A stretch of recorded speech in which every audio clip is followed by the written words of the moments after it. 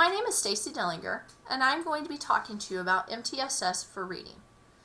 I teach second grade at Hugoton Elementary School and have been serving on our leadership MTSS team since we started the process about 3 years ago. What is MTSS? The goal of MTSS is to provide an integrated, systematic approach to meeting the needs of all students. To achieve this, all resources must be used in an effective and efficient way. MTSS does not require additional resources or adding to the existing practices. It involves evaluating current practices to identify those that are effective, addressing missing areas, and replacing ineffective approaches with those that are supported by research and address an area of need. It should be noted that this is a 1 to 3 year process. It will not happen overnight. MTSS is defined as a coherent continuum of evidence-based system-wide practices to support a rapid response to academic and behavioral needs, with frequent database monitoring for instructional decision-making to empower each Kansas student to achieve high standards. The big ideas of MTSS are: decide what is important for students to know, teach what is important for students to know, keep track of how students are doing, and make changes according to the results you collect. The core beliefs of MTSS are: every child learns and achieves to high standards. Learning includes academic and social competencies. Every member of the learning community continues to grow, learn, and reflect. Every leader at all levels is responsible for every child. Change is intentional, coherent, and dynamic.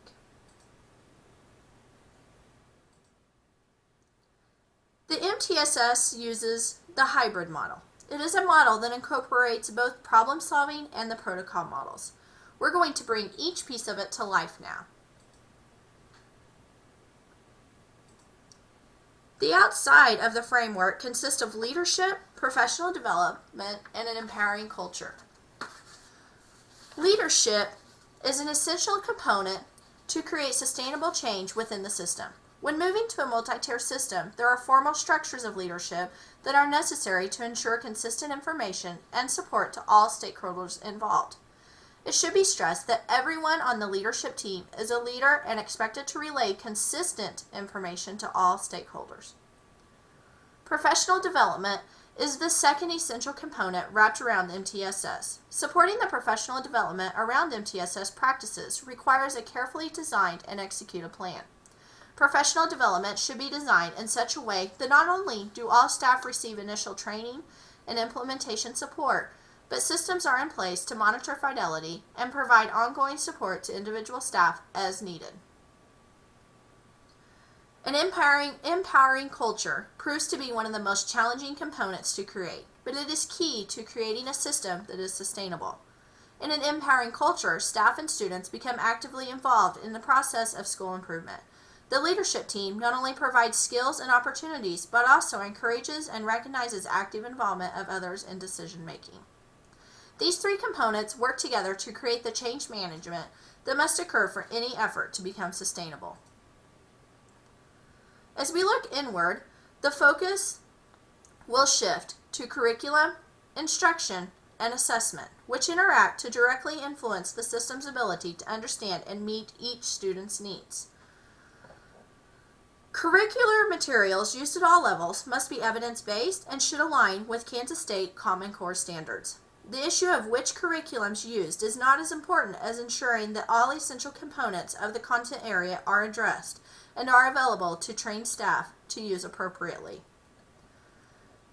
Schools need to understand instructional design and ensure that explicit, systematic, and scaffolded instruction is planned for in a purposeful manner and is reflected in all teaching done within the school. These practices are evidence-based and must be implemented with confidence and fidelity to have a positive impact on student learning. With a multi-tier system, assessments are used for a variety of purposes, so it is essential that a comprehensive and aligned assessment system is in place to allow staff to make necessary instructional decisions. A comprehensive assessment system must include valid and reliable assessments for the purpose of universal screening, diagnostic assessment, progress monitoring, and outcomes in each area. At the center of the MTSS framework is the triangle stating few, some, all. This represents the multiple tiers of support that need to be available to meet the needs of all students within the system. All is the base and represents the core known as Tier 1. It is designed for all students and is the basis of the educational experience to include the curriculum, instruction, and assessment. In our primary school, we meet this core instruction with a 90-minute literacy block in our kindergarten, first and second grades. Our preschool also has a literacy block, but is adjusted to meet half-day requirements. Each grade level has a set uninterrupted time with an aide in each classroom. I should add that when I say all students, special education students are to be included. They should not be outsourced during this time. The center of the triangle represents those students needing supplemental support, known as Tier 2. The intervention students receive is targeted to the specific needs, made more explicit and intense through smaller group size, guided by research or enrichment for advanced learning, and is 30 minutes in addition to the core provided to all students. Through regular progress monitoring, progress is tracked and adjustments are made to maximize the results. Our kindergarten and second grade teachers have a set common 30-minute block during the day to meet the needs of this group of students. Preschool also has this block of time, but again is adjusted for half day of school. Once our diagnostic is complete, our students are placed in groups of 3 to 5 students by the skill they need to need the most work on and split between the classroom teachers. The top of the triangle represents the most intensive intervention that is available within a school, known as Tier 3. Data is used to determine the students' needs and which students need this much extra support. This level of support is more explicit and systematic than the previous tier. This is created through smaller groups of 1 to 3 and an increased instructional time of 60 minutes in addition to the core provided to all students. These students are progress monitored more frequently than Tier 2. The progress is tracked and adjusted if progress is not satisfactory. Our first and second grade teachers have 4 supporting staff we can pull from to meet the needs of students falling within this tier. Second grade utilizes 2 part-time reading teachers, our SPED teacher, and our ELL teacher to meet these needs. Each second grade student falling within this tier will see these students for 2 time blocks throughout each day. Tier 3 in preschool and kindergarten looks a little bit different. They do not have the extra personnel to help teach their Tier 3 students. Instead, the students needing the most support go to Tier 2 instruction and are pulled by the classroom teacher or aide for further support at another time daily. The time is adjusted for these 2 grade levels due to the amount of time and academics taught. There are 4 assessments within MTSS. The Universal Screener is given to all students 3 times a year to identify who may need additional support or additional diagnostic assessment. A diagnostic assessment is given to some students who need additional support to determine the focus of instruction. Progress monitoring is given to some students to show small increments of change that allow staff to determine if students are making adequate progress from the current intervention level of support. And outcomes assessments are used to determine if students are meeting the standards and for program evaluation. We chose Ames Web for our Universal Screener this year. The preschool uses Get It, Got It, Go. This will test picture naming fluency, rhyming, and alliteration. Kindergarten will test letter naming fluency, letter sound fluency, phoneme segmentation fluency, and nonsense word fluency throughout the year. First grade will test phoneme segmentation fluency, nonsense word fluency, and a reading CBM throughout the year. And second grade will test using a reading CBM and a maze closed passage throughout the year. To do our diagnostic testing, our kindergarten and first grade use Sounds in Action, the PASS test within that book. The first and second grade use the Quick Phonics Screener, or the QPS. In second grade, progress monitoring is skills-based. We only test on the skills the student has currently been working on and any skill they have previously worked on in phonics. We use the QPS and the Ames Web RCBM to monitor. We set the goal of 90% on each skill area. I have created a graph that has an aim line set to keep track of the data we collect from the QPS. Once a student has 3 data points above their aim line, they can move to the next skill they need to work on. If a student is only working on fluency, then they must have 3 data points above the aim line on the Ames Web Progress Monitoring System. Our Tier 2 students are progress monitored every 2 weeks, and our Tier 3 students once a week. Hugoton Primary School uses Ames Web data as our outcomes test. The universal screener given at the end of the year and the beginning of the year is used to evaluate our curriculum and core instruction and whether or not it is effective. This is a watered-down version of what a scores and percentiles report looks like from Ames Web. We use this to identify which students will need further testing and intervention. The students within the white are well above average.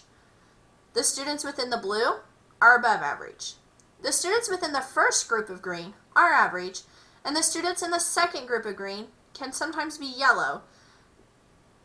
They are on target, but will be progress monitored every 2 weeks in case they begin to fall. The students that are yellow are below average and will receive Tier 2 instruction. The students that are red are well below average and will receive Tier 3 instruction.